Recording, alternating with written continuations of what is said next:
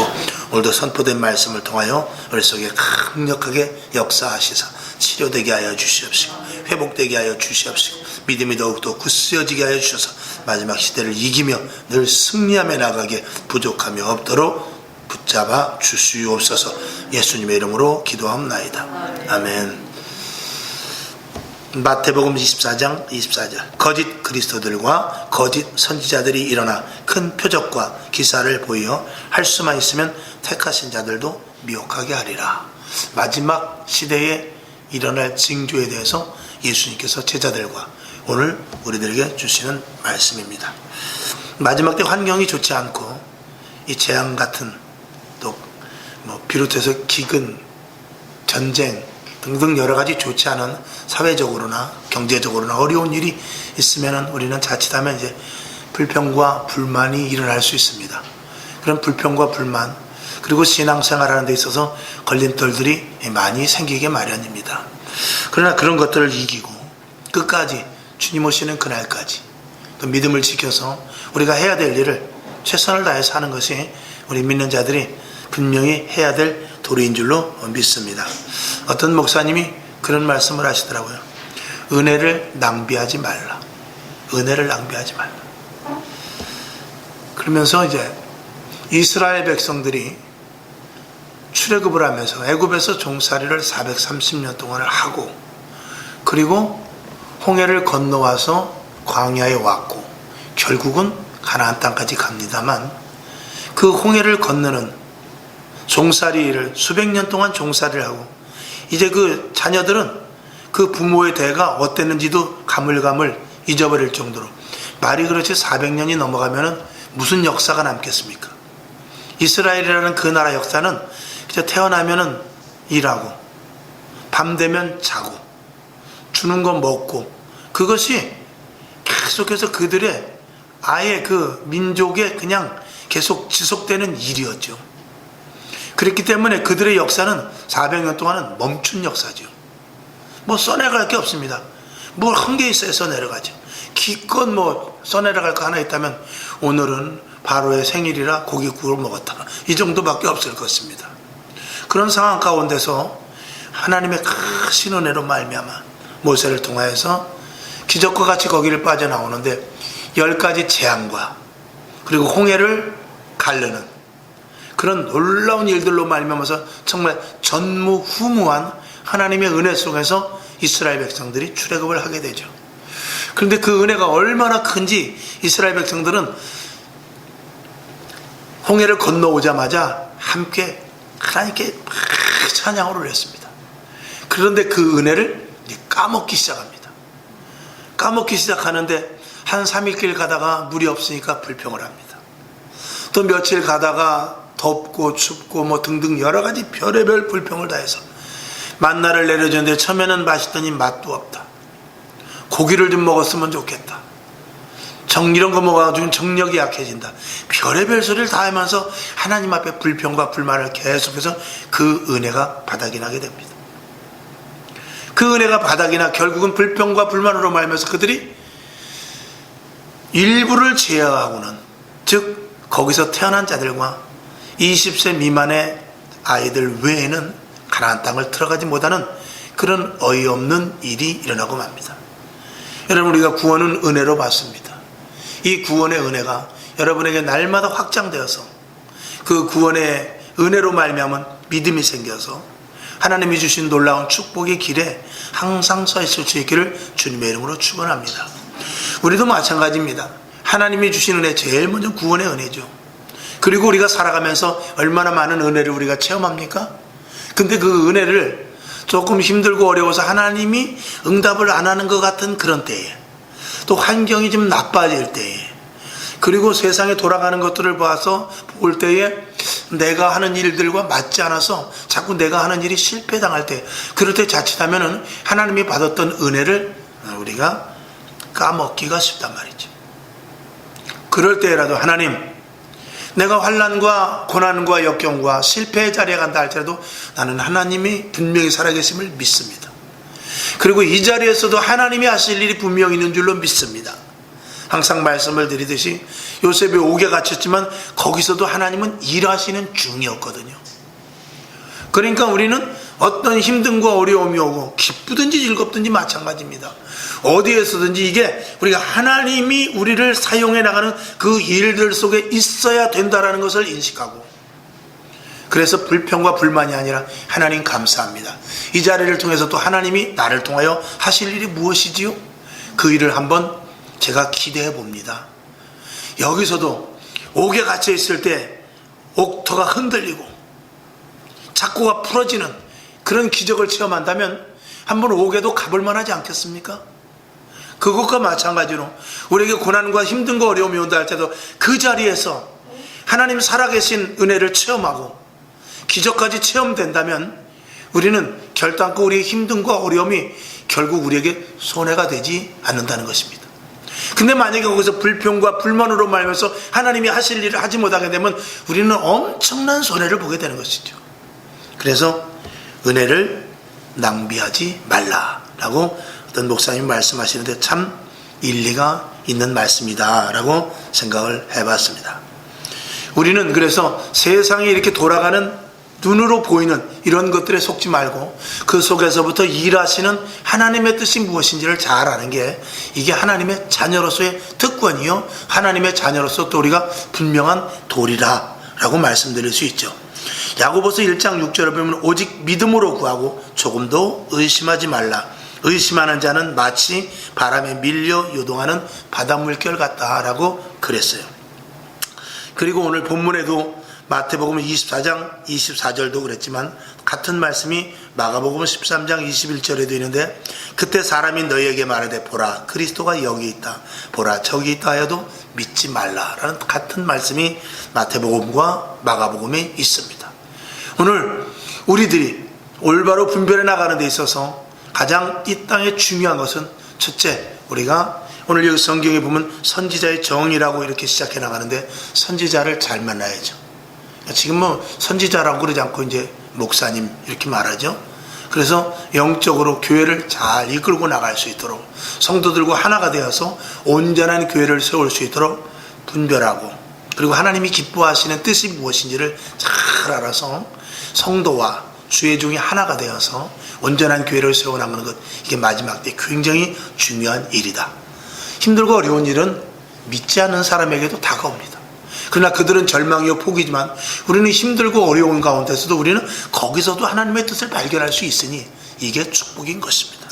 자, 여기 보면 선지자의 정의 한번 읽어봅시다. 시작. 선지자는 하나님의 말 있죠? 없어요? 제 것만 있나? 있습니까? 자, 선지자의 정의 시작. 선지자는 하나님의 말씀을 듣고 그대로 전하는 자를 말한다. 간단하게 말하면 그렇습니다. 선지자는 하나님의 계시의 말씀을 듣고 그걸 그대로 백성들에게 말하는 것입니다. 그 이상도 아니고 그 이하도 아닙니다. 그러나 그 말씀이 정확해야죠. 그 말씀이 정확하지 않으면 거짓 선지자가 됩니다. 자, 여기서 보면 선지자 중에 두 부류가 있다. 첫 번째, 하나님을 모르고 점치는 단순한 술객들. 그 다음에 두 번째로는 진짜 하나님의 선지자. 그래서 하나님을 모르고는 그냥 단순한 술객들, 예를 들어서 무당이라든지 신접한 사람들, 이제 이런 자들은 그들은 그냥 단순히 그저 선지자라고 말할 수는 없지만 그들은 그냥 신들린 사람들이죠. 그런 사람들도 무슨 일을 하고 있느냐? 세상 사람들에게 나름대로 선지자라고는 하지만 선지 사역을 나름대로 감당을 하고 있는 것입니다. 그들이 감당이라는 말은 너무 참 좋은 말이죠. 그래서 선지자를 이제 이 세계적, 이 전체적으로 봤을 때는 그러니까 하나님의 말씀을 전하는 선지자, 그리고 거짓인데도 하나님과 전혀 무관한 다른 잡신, 마귀가 주는 것으로 그저 자기 나름대로 생활을 꾸려나가는 그런 선지자, 하나님과 관계없이 그런 선지자를 크게 두 부류로 나눌 수 있다. 자, 조금 지나가서 신명기 18장 10절을 한번 보겠습니다. 있죠? 10절부터 14절까지를 한번 보겠습니다. 시작. 그 아들이나 딸을 불 가운데로 지나게 하는 자나 복술자나 기륭을 말하는 자나 요술을 하는 자나 무당이나 진언자나 신접자나 박수나 초혼자를 너희 중에 용납하지 말라. 12절 무릇 이런 일을 행하는 자는 여호와께서 가증히 여기시나니 이런 가증한 일로 인하여 내 하나님 여호와께서 그들을 내 앞에서 쫓아내시느니라. 너는 내 하나님 여호와 앞에 완전하라. 내가 쫓아낼 이 민족들은 길흉을 말하는 자나 복술자의 말을 듣거니와 내게는 내 하나님 여호와께서 이런 일을 용납치 아니하시느니라. 아멘. 여기 보면 이제 가나안 땅에 가면은 길흉을 말하는 하나님과 관계없는 신접한 자들이 있다라는 것이죠. 그렇게 하나님의 신에 의하여서 말씀을 하는 선지자와 그리고 이방 신자들이죠. 거기에서 말하는 나름대로 선지자, 뭐 바알의 선지자라든지 아세라의 선지자라든지 이런 것들은 하나님의 선지자와 완전히 구별된 전혀 다른 성분이죠. 성분이 다르죠. 여기 11절에 보면은 이제 진언자, 이 진언이라는 것은 이제 주문을 하는 것을 말합니다. 주문을 외우는 것. 그 다음에 신접자는 글자 그대로 신내림을 받은 사람이죠. 그 다음에 박수는 남자 무당이 박수라는 것 여러분이 잘 아실 것입니다. 초혼자는 귀신을 부르는 사람을 초혼자라고 말합니다. 이런 것들은 하나님과 전혀 관계없이 잡신과 섞여 있는 자들입니다. 그리고 이제 두 번째, 온전한 하나님이 보낸 하나님의 선지자, 이렇게 두 가지가 있습니다. 그런데 하나님의 선지자라고 자칭하는 선지자 중에 또 두 가지가 있다는 거죠. 그건 뭐냐? 첫째는 하나님이 보낸 참 선지자, 이사야 선지자, 예레미야 선지자 등등 성경에 있는 그런 선지자들은 진짜 참 선지자죠. 그러나 거짓 선지자들도 있습니다. 여기 두 번째 보면 하나님의 선지자라고 자칭 나는 하나님의 선지자라고 말하는 그런 거짓 선지자들이라는 것이죠. 여기 보면 중요한 것은 하나님을 안다고 하는 자들의 속임수에 넘어가지 말아야 된다. 맞지요? 자, 신명기 18장 20절을 볼까요? 시작. 내가 고하라고 명하지 아니한 말을 어떤 선지자가 만일 방자히 내 이름으로 고하든지 다른 신들의 이름으로 말하면 그 선지자는 죽임을 당하리라. 아멘. 이런 선지자는 하나님의 선지자라고 빙자한 그런 거짓 선지자들이죠. 그 다음에 거짓 선지자, 그 밑에 거는 집에 가서 읽어보시고, 그 다음에 이제 거짓 선지자들의 특징. 첫 번째, 백성들이 좋아하는 쪽으로 예언을 합니다. 백성들의 비유를 맞추죠. 그러면서 천국과 지옥에 대해서도 그런 거, 자극적인 거 말하지 않습니다. 그 다음에 두 번째, 무조건 평안을 말한다.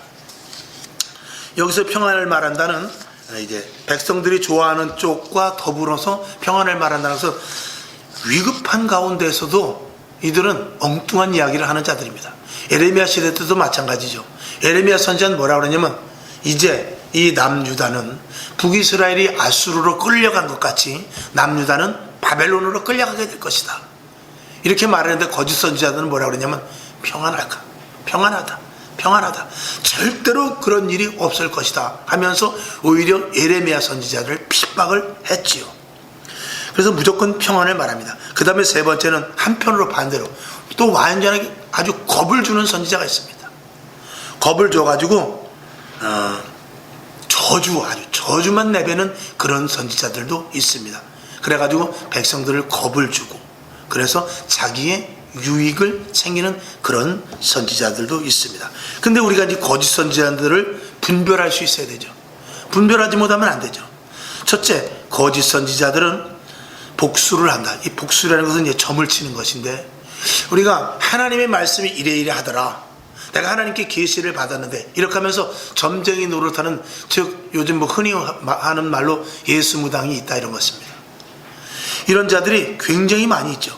에스겔 13장 9절과 10절을 한번 봅니다. 시작. 그 선지자들이 허탄한 묵시를 보며 거짓 것을 점쳤으니 내 손이 그들을 쳐서 내 백성의 공회에 들어오지 못하게 하며 이스라엘 족속의 호적에도 기록되지 못하게 하며 이스라엘 땅에도 들어가지 못하게 하리니 너희가 나를 여호와인 줄 알리라.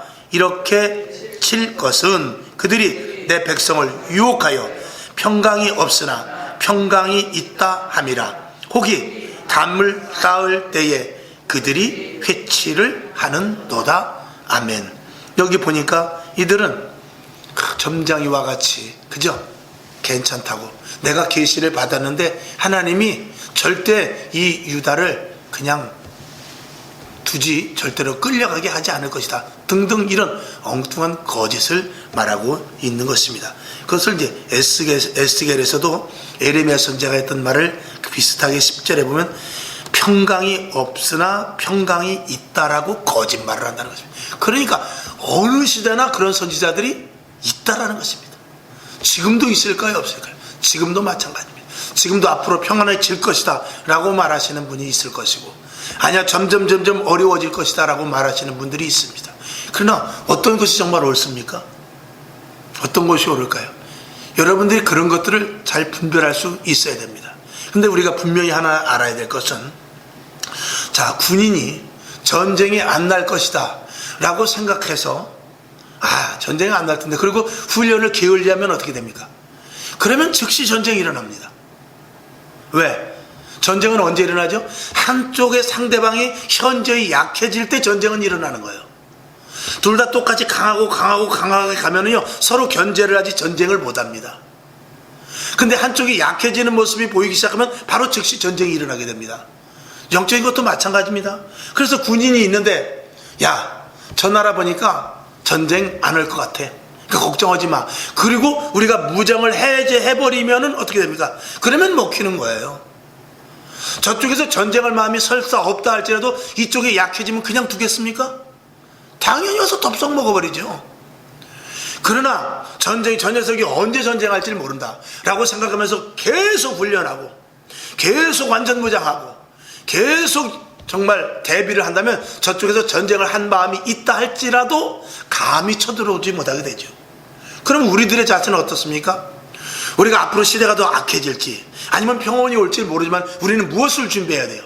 혹시 악해질지 모르는, 혹시 점점 위기가 와서 예배드리기도 힘들고 기도하기도 어려울 때가 올지 모른다는 그 준비를 가졌을 때 오히려 하나님께서 평안을 줄 수도 있다는 것입니다. 이해가 가시죠? 그러니까 우리는 전쟁은 언제든지 전투 준비를 하고 있어야 됩니다.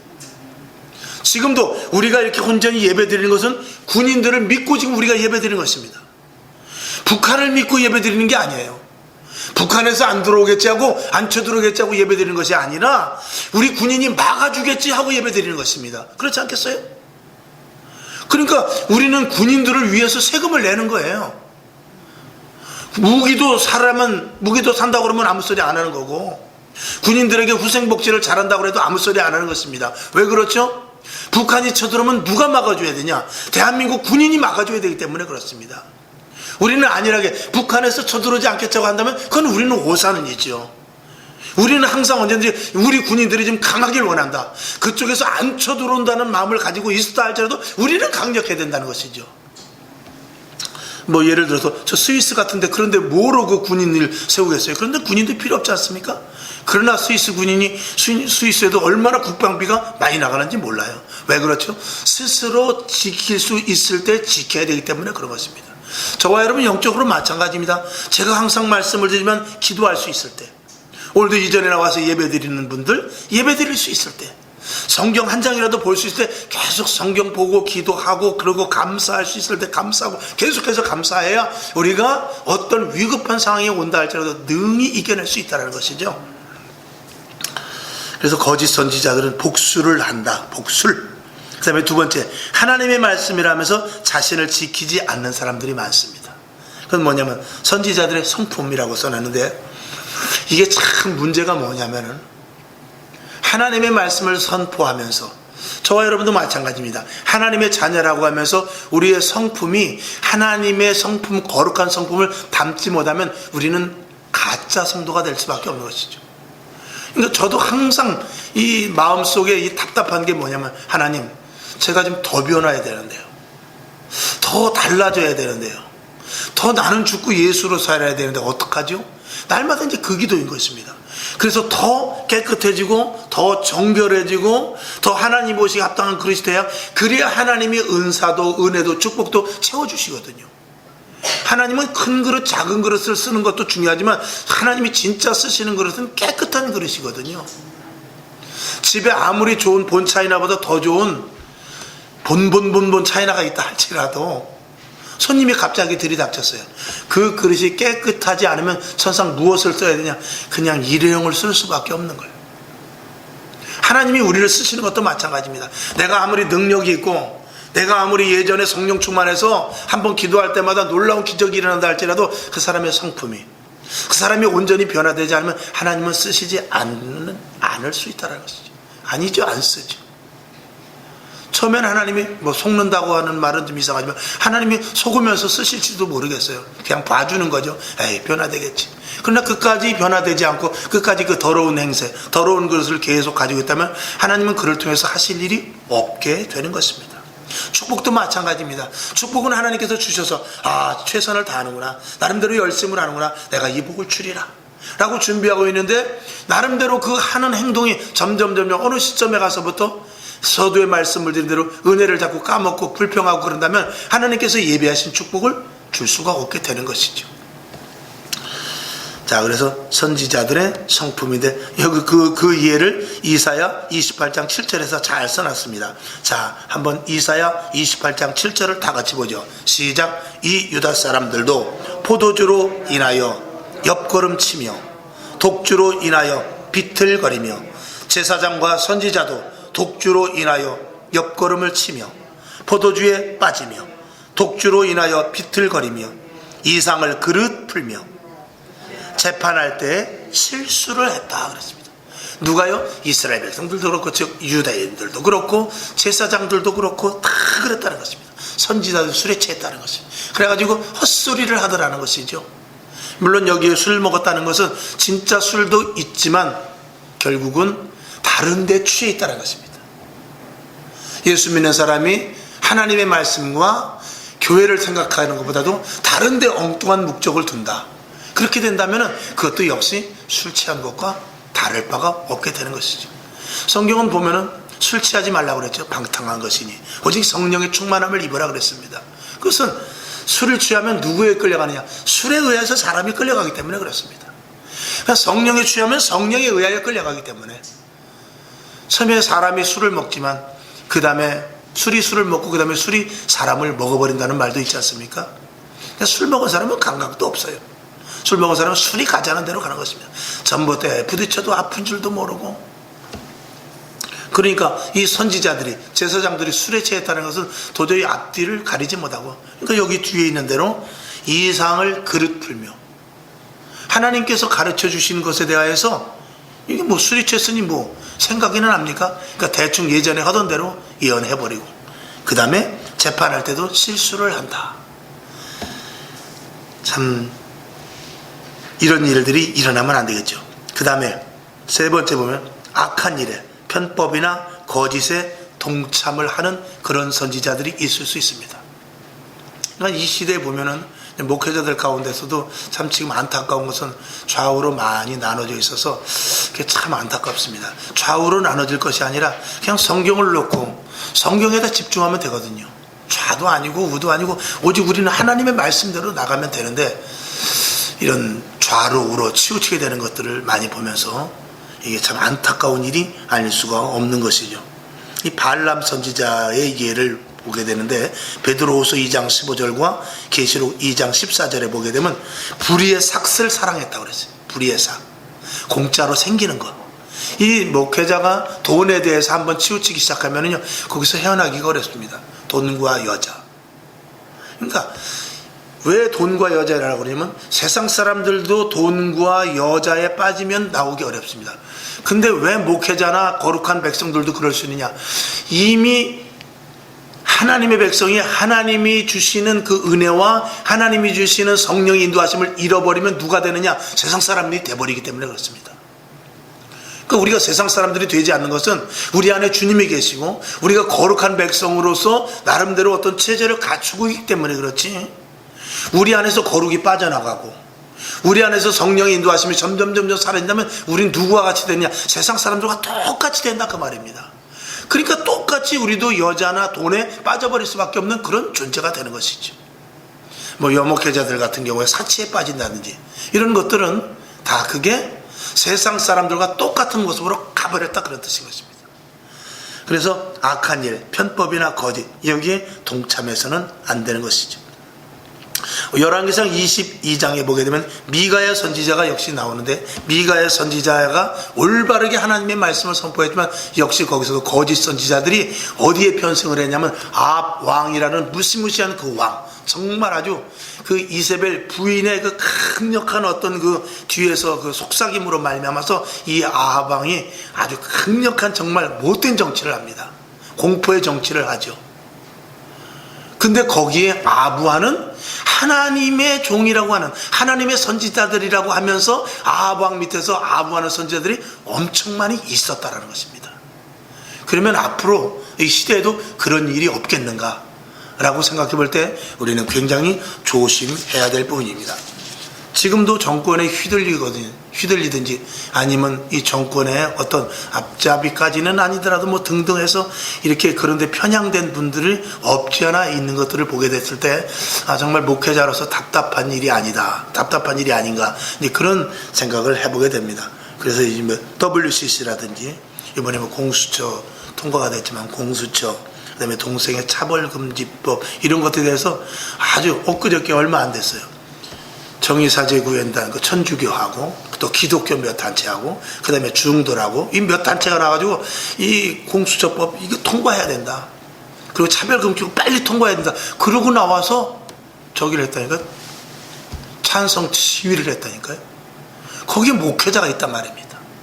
다른 타종교는 뭐 그러거나 말았거나 그렇다 치더라도 목회자가 어떻게 거기에서, 그것도 대형 큰 교회 목회자들이 거기에 이름 있는 목회자들이 거기에 껴서 그런 것들을 찬성한다고 빨리 통과시켜달라고 그렇게 시국선언을 하니 이게 참 답답한 일이 아니겠습니까? 똑같이 하나님의 말씀을 듣는데 왜 그쪽은 그런 말을 하고 이쪽은 저런 말을 하는가, 그런 생각을 해볼 때 정말 말씀을 어떻게 보고 있는가 그런 생각을 한번 해보게 됐죠. 그런 것들이 근데 뭐 뉴스에 또 한쪽 부분만 나오고 또 크게 이슈로 삼지도 않으면서 또 법은 법대로 통과되고 이제 이렇게 되고 있습니다. 자, 그 다음에 이게 아주 중요한 게 네 번째입니다. 증언이 있는가.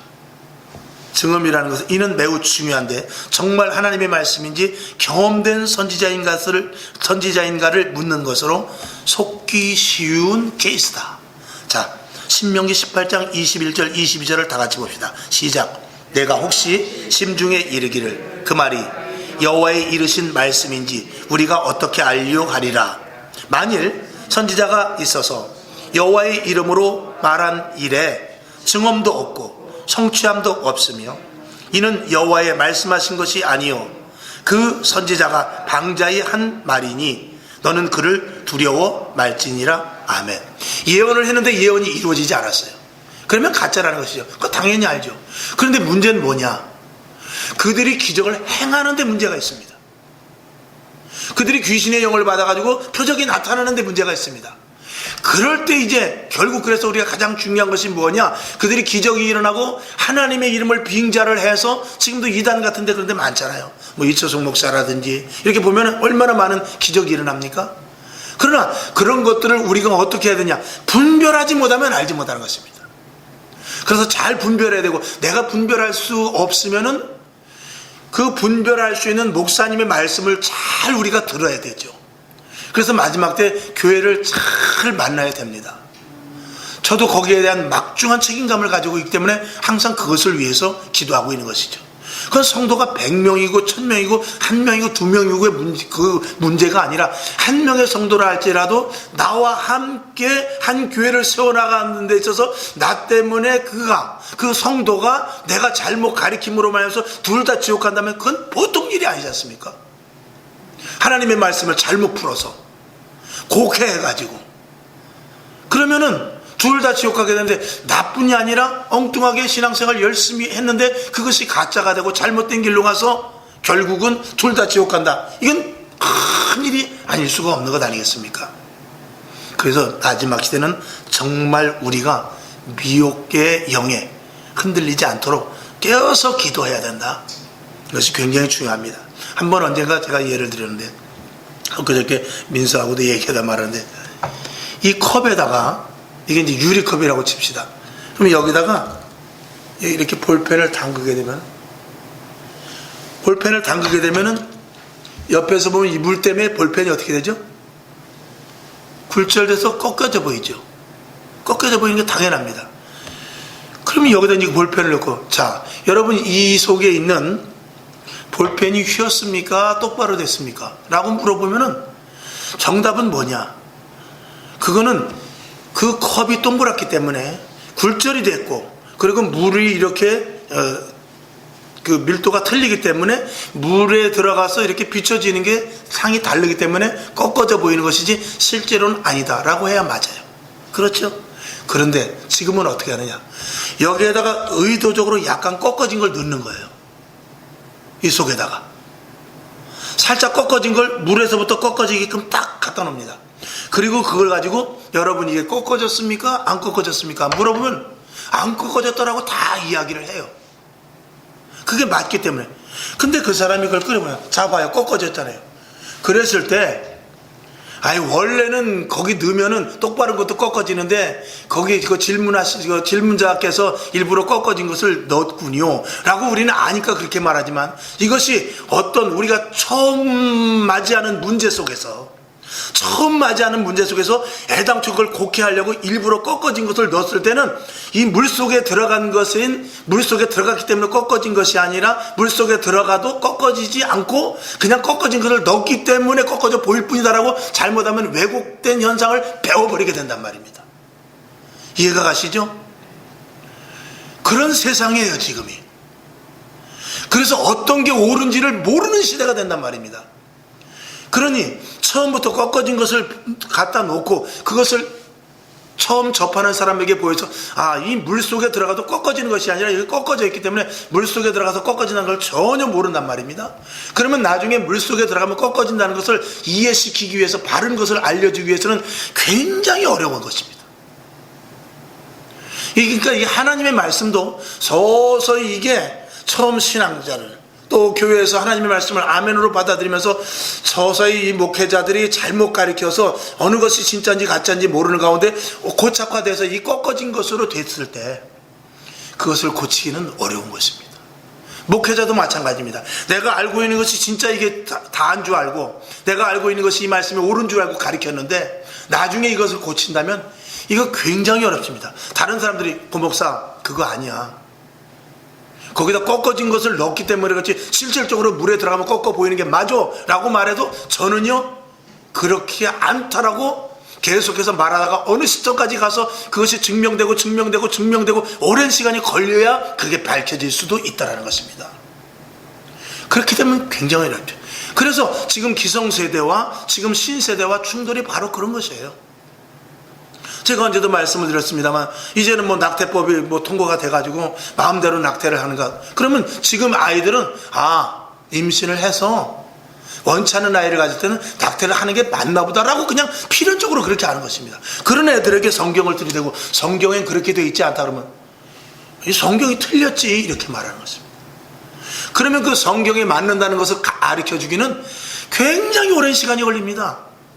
성경이 맞아, 이게 하나님의 말씀이기 때문에 맞고, 하나님이 어떤 분이고 하나님이 언제부터 계셨고 하나님이 우리를 어떻게 택정하시고 여기까지 가야 되니까 시간이 엄청 오래 걸리게 되는 것입니다. 그래서 이게 어려워지는 것이고, 이 사상이라는 것, 교육이라는 것 등등 이 사회에서 처음부터 잘못 길을 가게 되면은 이 하나님의 말씀과 충돌이 엄청 크게 생길 수밖에 없다는 것입니다. 그래서 자녀 교육을 잘 시켜야 되고, 학교 교육이 그만큼 중요한 것입니다. 학교의 교과서가 그래서 그렇게 중요한 것이고, 부모들이 가르치는 것이 그렇게 중요한 것입니다. 교회에서 하나님의 말씀을 올바로 전해야 되는 이유가 바로 그것이고, 항상 성령의 조명하심에 의하여서 하나님의 말씀을 제대로 제대로 선포하지 않으면 성도들이 목회자 똑같이 왜곡된 자로 커나가 버리게 된다는 것입니다. 그래서 우리는 지금 다섯 번째 보면 미혹의 시대에 살고 있습니다. 우리들은 지금은 그런 시대에 살고 있어요. 어떤 것이 정답이다라고 정해져 있지 않는 그런 시대에 살고 있어요. 그러니까 우리는 어디다 갖다 대야 되느냐? 성경 말씀에 갖다 대야 되는 수밖에 없어요. 근데 그것이 불신자들에게 먹히느냐?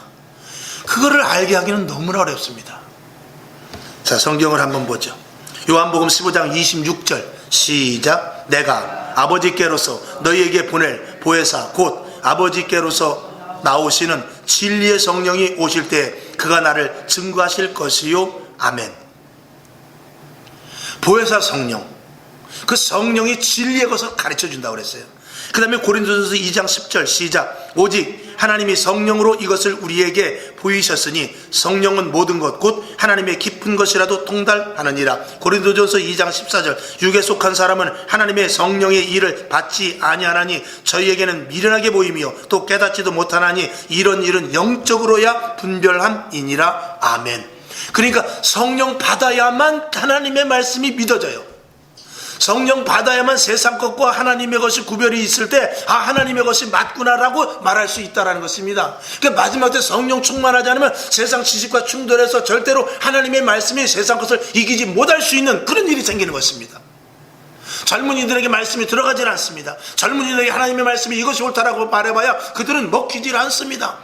세상 사람들에게 하나님의 말씀이 홍해가 갈라졌다고 이야기해봐야 과학적으로 논리적으로 수리적으로 전혀 맞질 않습니다.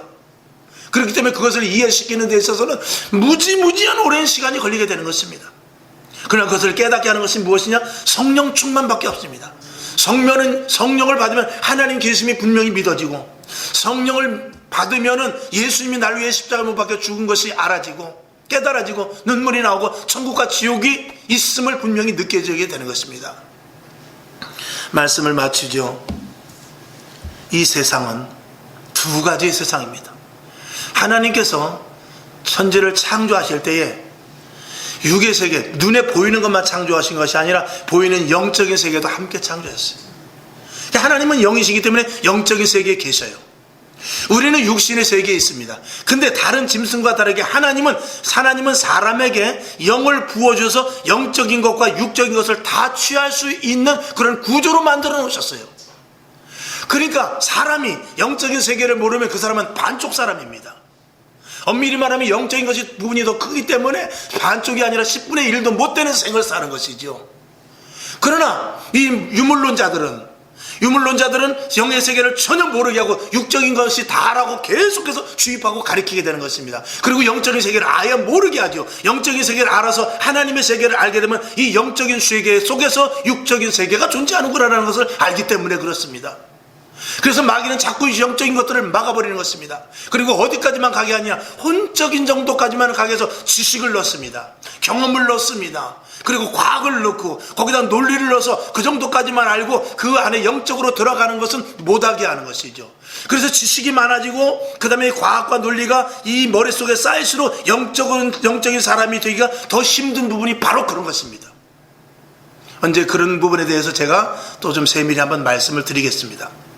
여러분, 우리는 정말 진정한 성령으로 충만한 믿음을 갖지 않으면요, 영적으로 분별할 수 없고 긴가민가 하고 어떤 것에 속을지도 모르는 그런 상태에 놓여질 수밖에 없는 것입니다. 저와 여러분은 기도하고 있으니까 영적인 세계에 대해서 분명히 알고, 그리고 하나님의 말씀이 분명히 믿어지며 거짓 선지자들과 하나님의 말씀이 왜곡된 것에 대해서 여러분들은 잘 알 수 있습니다. 그러나 그렇지 못한 신앙자들은 지금도 얼마든지 속을 수 있고 속일 수 있고 그렇단 말이죠. 여러분, 마지막 때 태세 준비 잘 하시고 하나님의 말씀을 양식 삼고 기도하여서 분별하여서 성령 충만한, 그래서 하나님의 말씀 사단으로부터 속지 않는 저와 여러분 될 수 있기를 주님의 이름으로 축원을 드리며, 히브리서 11장 1절 보면 믿음은 바라는 것들의 실상이요 보지 못하는 것들의 증거니 선진들이 이로써 증거를 얻었느니라. 우리 믿음의 선배들도 다 그 믿음을 가지고 진짜 하나님 살아계심을 체험했다, 그런 말씀이죠. 깨어 기도하지 않으면 죽습니다. 골로새서 4장 2절, 이사야 55장 2절 가서 참조하시고, 그 다음에 베드로전서 5장 8절 한 절만 읽고 말씀을 마치겠습니다. 시작. 근신하라, 깨어라, 너희 대적 마귀가 우는 사자같이 두루다니며 삼킬 자를 찾나니. 아멘. 하나님 아버지, 마지막 때는 거짓 선지자들, 내가 예수로라 하는 이런 거짓 그리스도들과 거짓 선지자들이 일어난다고 했습니다. 아버지 하나님, 분별하지 않으면 큰일 납니다. 우리는 속기 쉬운 체질로 되어 있습니다. 육을 가졌기 때문에 그렇죠. 보이는 눈이 있기 때문에 그렇습니다. 성음이 있기 때문에 그래요. 하나님 아버지, 그러나 우리는 눈으로 보는 것이 아니라 영안이 열려야 됩니다. 귀로 단순히 듣는 것이 아니라 영적인 음성, 세밀한 하나님의 음성을 들어야 됩니다. 하나님 아버지, 말씀을 볼 때 이면의 세계를 알게 하시고 표면에 속지 않도록 하나님 도와주시옵소서. 이 밤에도 머리마다 기름 부어주셔서 하나님의 말씀으로 충분하게 채워지고 성령의 충만함을 힘입어서 악한 영들과 오히려 싸워 이겨 악한 사탄 마귀 대적을 이기는 승리의 깃발을 날마다 꽂기에 부족함이 없도록 도와주시옵소서. 살아계신 예수님의 이름으로 분별할 것을 믿고 기도드리옵나이다. 아멘. 주기도문하고 하나님 분별케 하여 주옵소서.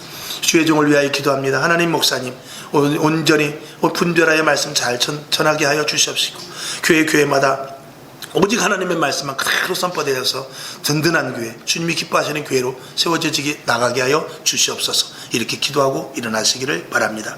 하늘에 계신 우리 아버지여, 이름이 거룩히 여김을 받으시오며 나라에 임하옵시며 뜻이 하늘에서 이룬 것 같이 땅에서도 이루어지이다. 오늘날 우리에게 일용할 양식을 주옵시고 우리가 우리에게 죄진 자를 사하여 준 것 같이 우리 죄를 사하여 주옵시고 우리를 시험에 들게 하지 마옵시고 다만 악에서 구하옵소서. 대개 나라와 권세와 영광이 아버지께 영원히 있사옵나이다. 아멘. 하나님 감사합니다. 오늘도 주의 은혜로 도우시고 이 밤에 하나님 말씀을 들었습니다. 왜곡된 진리 아닌 진리를 가지고